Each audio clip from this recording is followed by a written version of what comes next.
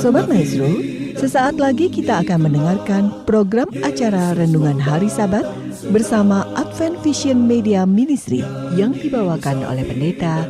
Selamat mendengarkan. Yesus mau datang segera.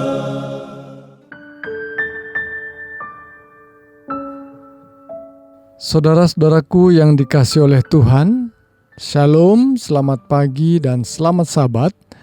Dan tentu salam sejahtera buat seluruh pendengar Maestro yang kami sangat kasihi. Pada pagi Sabat ini saya, Pendeta Cucu Elia, akan bersama-sama dengan saudara untuk merenungkan firman Tuhan yang saya beri judul Yohanes Sang Teologian. Sebelumnya saudaraku, mari kita akan berdoa. Bapa yang bertahta dalam kerajaan sorga, kami berdoa, kami mohon berkat, kami mohon tuntunan Roh Kudus, bila mana kami akan membaca firman Tuhan dan merenungkannya. Kiranya ini membawa berkat pertumbuhan dalam iman kami. Di dalam nama Yesus Kristus kami mohon tuntunan-Mu. Amin. Saudara-saudaraku yang dikasihi oleh Tuhan, pada pagi Sabat ini kita akan melanjutkan pengajaran dan perenungan kita dari kitab Wahyu yang merupakan lanjutan atau sebuah upaya kita memahami nubuatan-nubuatan dari kitab Daniel dan kitab Wahyu yang beberapa waktu yang lalu kita sudah menyampaikan bahwa ini dua kitab yang tidaklah mungkin terpisahkan, ya, bahkan sambung menyambung. Dan saudaraku sekalian, pada pagi ini kita mau melihat bagaimana kitab Wahyu akan menjadi berkat buat hidup kita, buat kerohanian kita, buat pertumbuhan iman kita. Di awal pembukaan pembahasan kitab Wahyu, tentu saja kita perlu mengenal siapa penulis Wahyu itu sendiri. Tentu kalau pengarangnya adalah Tuhan sendiri dalam Roh Kudus yang mengilhami penulis-penulis kitab suci. Dan kitab Wahyu dikenal oleh seorang penulis yang menyebutkan namanya juga dalam kitab Wahyu, dan dialah Yohanes. Maka saudaraku sekalian, kita akan belajar sedikit tentang pribadi Yohanes, siapa dia, sehingga kita akan memahami pekabaran yang disampaikan dalam kitab Wahyu, ya. Mengenal kitab Wahyu tentu saja kita akan lebih paham bila mana kita mengenal pribadi sang penulisnya. Baik saudaraku sekalian, sebelumnya saya akan baca beberapa ayat dalam kitab Wahyu pasal 1, disebutkan demikian. Inilah wahyu Yesus Kristus yang dikaruniakan Allah kepadanya, supaya ditunjukkannya kepada hamba-hambanya apa yang harus segera terjadi. Dan oleh malaikatnya yang diutusnya, ia telah menyatakannya kepada hambanya, Yohanes. Yohanes telah bersaksi tentang firman Allah dan tentang kesaksian yang diberikan oleh Yesus Kristus, yaitu segala sesuatu yang telah dilihatnya. Berbahagialah ia yang membacakan dan mereka yang mendengarkan kata-kata nubuat ini, dan yang menuruti apa yang ada tertulis di dalamnya, sebab waktunya sudah dekat. Ayat 9 saya lompat, dikatakan, Aku Yohanes, saudara dan sekutumu dalam kesusahan, dalam kerajaan dan dalam ketekunan, menantikan Yesus, berada di pulau yang bernama Patmos oleh karena firman Allah dan kesaksian yang diberikan oleh Yesus. Saudaraku yang dikasihi Tuhan, jelas sekali daripada ayat-ayat yang saya bacakan tadi bahwa nama Yohanes sudah 3 kali disebutkan. Artinya bahkan dia mengaku sendiri, si penulis ini, Aku Yohanes, yang menulisnya, yang mengirimkannya. Dan disebutkan Yohanes sedang berada di pulau yang bernama Patmos, menggambarkan dia sedang berada dalam pengasingan oleh karena firman Tuhan, oleh karena kesaksiannya. Jadi pengalaman dia di Pulau Patmos yang adalah kesusahan itu menjadi sukacitanya, menjadi kebanggaannya untuk menjadi berkat dalam apa yang dapat ditulisnya, menjadi berkat bagi umat-umat Tuhan pada waktu-waktu berikutnya, zaman sekarang, demikian juga pada waktu itu. Jadi saudaraku sekalian, tidaklah mustahil tentunya, tidaklah rugi kalau kita mau belajar kitab Wahyu. Kita akan belajar sebelumnya tentang siapa penulisnya, yakni adalah Yohanes. Tentunya ada beberapa nama Yohanes, paling tidak kita mengenal 2 orang yang bernama Yohanes yang sangat populer, yakni Yohanes Pembaptis, ada juga Yohanes Markus, ada juga Yohanes yang disebut dengan murid Yesus, yang murid kekasih. Nah, jadi saudaraku sekalian, kita memiliki beberapa nama, tetapi kita akan merujuk kepada pribadi yang ketiga, yakni pribadi Yohanes yang disebutkan yang kekasih. Mengapa? Karena ada beberapa rujukan tentunya, karena Yohanes Pembaptis sudah lebih dahulu meninggal, ya. Maka tulisan-tulisan yang ada di dalam Alkitab Perjanjian Baru khususnya, ada Injil Yohanes, dan kemudian juga ada surat Yohanes yang pertama, surat yang kedua, dan surat yang ketiga Yohanes, ya. Dan kemudian kitab Wahyu yang juga diakui ditulis oleh dari aku Yohanes. Maka paling tidak kita memiliki 3 atau mungkin kalau dijabarkan jadi 5, ya. Jadi 5 surat, ya, yang mana ditulis oleh satu pribadi yang tentu menulis artikel satu saja, saudaraku sekalian, tidak mudah. Apalagi menulis pekabaran penting menjadi sebuah kitab suci dari seseorang yang tentu saja perlu memiliki pengalaman iman dan kerohanian yang mumpuni. Dan dia adalah orang yang diteguhkan dan dikuatkan dan diilhami oleh Roh Kudus. Dan saya ingin mengatakan, ya, sebagaimana kita ketahui, Yohanes memang adalah saudara dari Rasul Yakobus yang termasuk pada ke-12 rasul. Dalam Injil, Yohanes dan Yakobus disebut namanya Boanerges, yang berarti anak-anak guru. Ya, sebuah nama sebutan yang tentunya bernada negatif, ya. Sebuah anak-anak guru, anak-anak yang tukang berantem barangkali. Tetapi mungkin itu gambarannya pada waktu mereka dilahirkan, dibesarkan di keluarganya seperti itu. Tapi apakah seperti itu berikutnya? Kita melihat bahwa Yohanes banyak sekali menulis tentang kasih dan dia pun disebut sebagai Yohanes kekasih. Jadi itu menunjukkan betapa pergaulannya dengan Yesus merubah hidupnya menjadi seorang yang penuh kasih dari seorang yang penuh dengan hal-hal yang negatif, ya.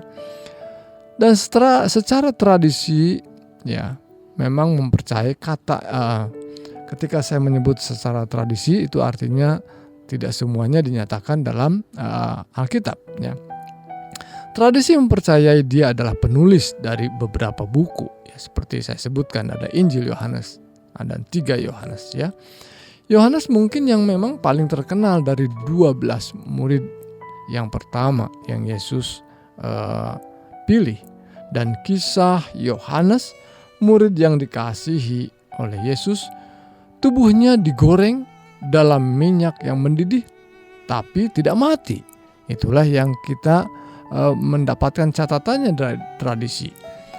Dia dan saudaranya Yakobus ada bersama Petrus dalam beberapa momen paling penting dari pelayanan yang bersama dengan Yesus sebagai juru selamat. Dan dia secara tradisional telah dikaitkan dengan 5 kitab yang berbeda dalam Perjanjian Baru.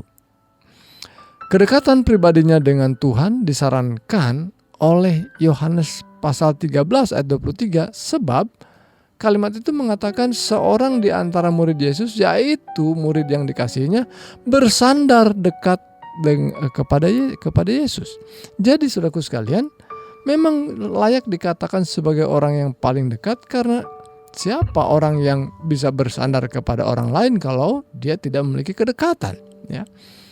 Jadi di sepanjang zaman, karya seni Kristiani pun telah mencerminkan gambar ini, yang melukiskan Yohanes itu seorang pemuda seringkali bersandar pada lengan Yesus. Ini adalah asal mula dari gelar uniknya, Yohanes Terkasih.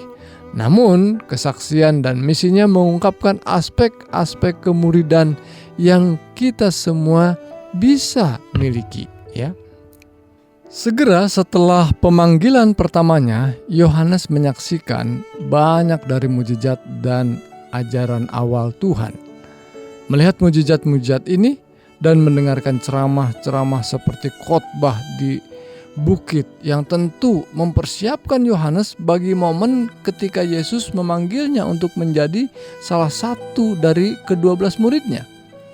Jadi saudaraku sekalian, bagi kita yang mau terlibat dalam pelayanan, tentu saja melibatkan diri menjadi pengikut daripada guru yang lain, mendengarkan khotbahnya, mendengarkan ceramahnya adalah hal yang membantu membentuk tabiat kita, membentuk sikap pelayanan kita, ya.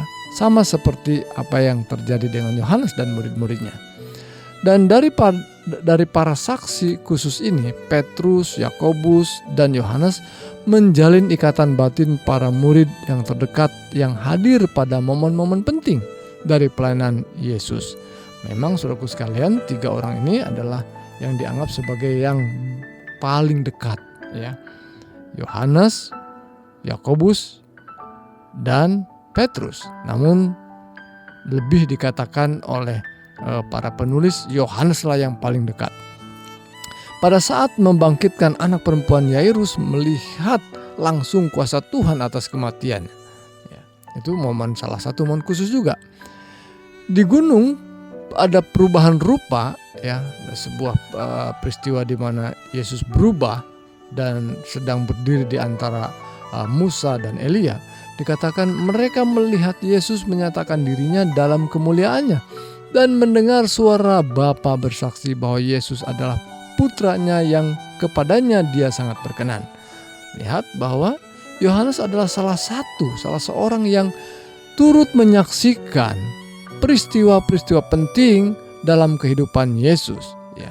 Dan tentu ini adalah kesempatan sekaligus juga adalah berkat dalam pertumbuhan imannya, sehingga kita boleh berguru dari Yohanes dan bagaimana Yohanes dapat menuliskan tulisan-tulisan dan karya-karyanya dan kesaksiannya menjadi berkat bagi kita, bagi para pembaca Alkitab. Kemudian di Bukit Zaitun, ya, untuk nubuatan terakhirnya mengenai zaman akhir, dia pun mendengarkan bagaimana Yesus menyampaikan khotbah tentang akhir zaman. Dia menyaksikannya juga. Kemudian di Taman Getsemani juga Yohanes hadir di sana, di mana mereka berada di sekitar itu sewaktu juru selamat memulai pekerjaan besarnya, yakni menjadi korban, menjadi pendamaian. Dan Yohanes sungguh melihat bagaimana itu terjadi, sehingga saudaraku sekalian, kita mendapat pekabaran dari orang yang melihat langsung, mengalami langsung. Itulah berkatnya tentu buat kita dari Yohanes. Dalam kemunculan Yohanes dalam kitab Kisah Para Rasul, dia digambarkan sebagai rekan yang kuat dan teguh bagi Petrus. Yohanes berada bersama Petrus ketika dia menyembuhkan orang yang timpang di bait suci, dan bersama-sama mereka dengan gagah berani berkhotbah di hadapan para pemimpin Yahudi di Yerusalem. Petrus memang juga adalah penulis juga, tetapi dibandingkan Yohanes lebih banyak menulis. Ya, mungkin pengalaman melihat bagaimana rekan-rekannya bekerja dan melayani itu menjadi satu kesempatan. Dia boleh melihat kuasa Tuhan yang ajaib, ya, di dalam diri rekan-rekan pelayanannya. Dan bersama 12 murid, bersama 12 rasul itu melakukan perjalanan ke Samaria untuk menganugerahkan karunia Roh Kudus kepada orang-orang Samaria yang telah diajar dan dibaptiskan oleh Filipus, ya. Dan saudaraku sekalian, itu adalah sebuah pengalaman yang kemudian dia ingat, dia catat, dan itu menjadi berkat dalam hidupnya yang kemudian menjadi berkat buat para pembaca kitab yang ditulis oleh Yohanes.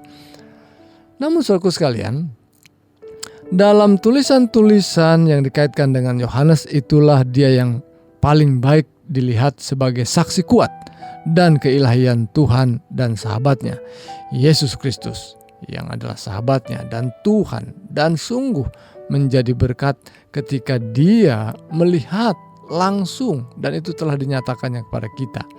Kitab-kitab Perjanjian Baru ini menyajikan Yohanes sebagai guru dan teladan bagi kita dan kemuridan kita.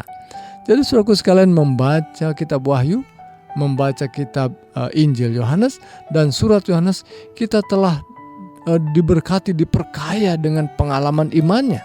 Dan untuk itulah kita perlu belajar siapa ini Yohanes untuk memahami apa yang disajikannya dalam kitab Wahyu. Nanti sahabat-sahabat depan kita akan melihat apa yang dinyatakannya dalam kitab Wahyu. Kemudian saudaraku sekalian, kita mau melihat ujung daripada pengalaman Yohanes sebagai seorang yang sudah berusia lanjut, ya. Yohanes katanya digoreng dalam bak minyak mendidih di Roma, tetapi dia tidak mati, ya. Karena Tuhan masih ingin memakai Yohanes lebih lanjut, ya. Maka keajaiban terjadi sehingga walaupun ia telah digoreng hidup-hidup, ia masih bisa hidup terus. Dan itu sebabnya dia akhirnya dibuang dan diasingkan di pulau yang tadi kita sebutkan dalam ayat Wahyu pasal 1 ayat 9, di pulau Patmos untuk kerja paksa di tambang batu bara. Nah saudaraku sekalian, rupanya ini bukan pulau kosong sama sekali, tidak ada orang, tetapi jadi pulau pembuangan, ya. Orang hanya tahu kerja dan kerja saja, disiksa di sana hanya untuk kerja bagi kerajaan Roma. Jadi saudaraku, di dalam kesempatan kesusahan seperti itu, justru dia menulis surat, menulis sebuah kitab yang penting karena dia mendapatkan kunjungan khusus dari Tuhannya. Kunjungan khusus itu adalah penglihatan yang dapat dilihatnya, di mana Tuhan datang sendiri untuk menunjukkan dirinya dan menyatakan rencananya bagi umat-umatnya. Jadi saudaraku sekalian, pertemuan di Pulau Patmos dengan Yesus, ya, antara Yesus dengan Yohanes kekasih adalah sebuah pertemuan yang merupakan pertemuan dari seorang sahabat sekaligus juga adalah saudara, karena mereka rupanya berkaitan saudara juga. Rupanya ada orang coba menggali bahwa memang sangat mungkin Salome yang adalah orang tua daripada Yohanes adalah juga sangat mungkin itu adalah kerabat atau saudara daripada Maria ibu Yesus. Nah, jadi saudaraku sekalian, ini adalah pertemuan dari saudara, pertemuan dari antara seorang sahabat, demikian juga adalah seorang guru, dan lebih lagi adalah seorang yang disembahnya sebagai Tuhan. Jadi kedekatannya luar biasa. Ketika Yesus menyatakan wahyu, menyatakan penglihatannya kepada Yohanes, sungguh sukacitanya sungguh luar biasa. Karena sudah lama tidak bertemu dan kemudian bertemu dalam suasana dia sedang merindukan akan kedatangannya. Saudaraku, pada saat ia berada di sana, ya, ia mendapatkan wahyu dari Allah sehingga ia bisa menulis kitab Wahyu itu dengan sukacita. Dan kemudian rupanya menurut tradisi dia dibebaskan dan akhirnya menjadi seorang pemimpin di sebuah gereja. Dan dia adalah satu-satunya rasul, ya, murid Yesus yang mencapai usia lanjut dan meninggal dengan tenang. Dan saudaraku sekalian, memang di antara murid-murid Yesus yang pada waktu penyaliban Yesus ada bersama dengan Yesus adalah Yohanes, ya. Jadi saudaraku sekalian, kita sangat diberkati ketika membaca Injil Yohanes dan juga kitab Wahyu dan membaca juga ketiga surat Yohanes lainnya. Maka saudaraku sekalian, kita sedang bertumbuh dalam iman, dalam keyakinan kita kepada Tuhan melalui membaca ayat-ayat ini. Dan jangan pernah kita merasa takut, jangan pernah kita merasa ragu ataupun merasa susah untuk membaca kitab Wahyu, yang karena mungkin ada banyak lambang dan ada banyak juga simbol-simbol dan juga kisah orang mengatakan itu satu bacaan atau satu kitab atau surat yang sangat susah untuk dipahami sehingga kita tidak mau membacanya. Nah, inilah kesempatan kita, saudaraku sekalian. Nanti kita akan membaca dan merenungkan bersama pelajaran apa yang berharga buat kita, sehingga surat Yohanes ini benar-benar, atau kitab Wahyu ini benar-benar menjadi berkat buat kita. Karena diawali dengan sebuah pelajaran yang sederhana pada pagi ini, bahwa ditulis oleh seorang yang penuh dengan kasih, penuh dengan kedalaman kasih, sekalipun di awalnya dia adalah dari keluarga yang menyebut dirinya sebagai keluarga anak-anak guru, anak-anak yang suka berantem barangkali ya. Nah, saudaraku sekalian, inilah pekabaran kita pada pagi Sabat ini. Kiranya kita dipersiapkan untuk lebih memiliki rasa rindu dan lapar dan haus akan kebenaran melalui kitab Wahyu. Tuhan Yesus berkati kita. Mari kita berdoa. Bapa yang penuh kasih, kami ucap syukur untuk berkat firman Tuhan, dan melalui pengajaran pengalaman Yohanes yang adalah penulis kitab Wahyu, biarlah kami semakin tertarik untuk belajar, untuk membaca, mendengarkan kitab Wahyu. Inilah doa kami Tuhan. Kami mohon bimbingan-Mu selalu, dan bahkan kami memohon berkat untuk pergumulan daripada saudara kami, para pendengar Maestro yang saat ini memiliki pergumulan dan sakit penyakit. Jamahan tangan Tuhan kiranya memberikan kekuatan dan kesembuhan. Dan sepanjang Sabat ini dalam ibadah kami, Tuhan berkatilah kami. Dalam nama Yesus Kristus kami berkat dan bersyukur. Amin.